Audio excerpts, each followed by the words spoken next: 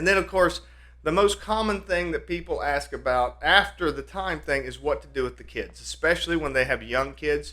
What do I do with the kids? I can't set aside a half hour every day. The kids need, they come in and they bother me. They won't leave me alone. I can't dedicate my time. Well, you got two options that you can do with kids, and both of them are perfectly fine. One is to have them join in with you. Now, granted, that's not going to be your most effective exercise. That's absolutely true, because you're not going to be able to focus and everything. But you do get to make it into a family affair at that point, and that's great.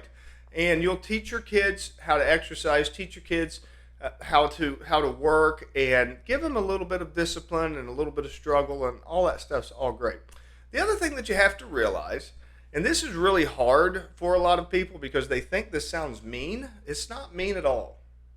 You are the very first experience that your children have with cooperating with other people. That's you, the parent. You set the tone for your children. You set the tone for how other people are going to treat them. And if you get them used to the idea that they can just do whatever they want, whenever they want, that's the way they'll expect other human beings to treat them. And that's not a good life strategy. A good life strategy is to be reciprocal and to work with other people. So you have every right in the world to tell your children, between this time and this time, leave daddy alone while daddy's going to do this. Or be quiet while daddy's going to do my exercise. Leave daddy alone while he works out. There's nothing in the world wrong with that.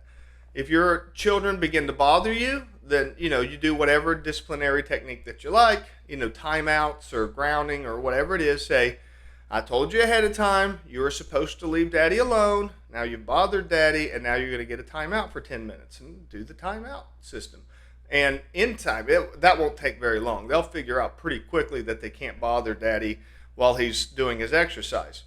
And there's nothing wrong with that. I hear from a lot of dads. They'll say, well, I'm being selfish.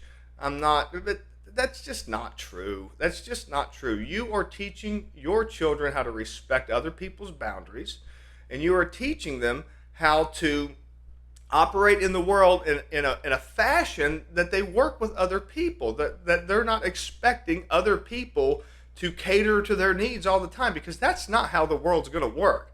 They're not going to get whatever they want whenever they want from other people. So it's a great boundary setting exercise. Between 7 o'clock and 7:30, I'm going to be doing this. You go play with your toys. Do not bother me unless there's an emergency. And that's a great life lesson for them. If you enjoyed what you saw here, be sure to like, share, comment, follow, subscribe, and let the algorithm know.